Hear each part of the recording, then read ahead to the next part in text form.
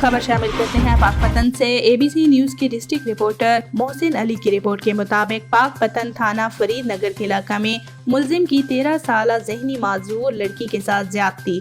DPO Pakpattan Tariq Wilayat की notice पर police ने मुलजिम अमीन को गिरफ्तार कर लिया।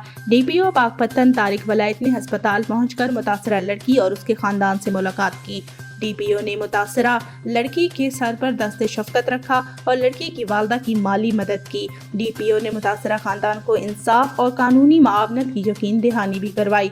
वज़ीर आला पंजाब मरियम नवाज के अहकामात पर जिनसी जराइम पर ज़ीरो टॉलरेंस पॉलिसी अपनाई जाएगी। DPO तारिक वलायत प्रोफेशनल अंदाज से तफ्तीश और बेहतर प्रोसिक्यूशन से मुलजिम को सख्त सजा दिलवाई जाएगी। वज़ीर आला पंजाब मरियम नवाज के अहकामात पर जिनसी जराइम पर ज़ीरो टॉलरेंस पॉलिसी अपनाई जाएगी।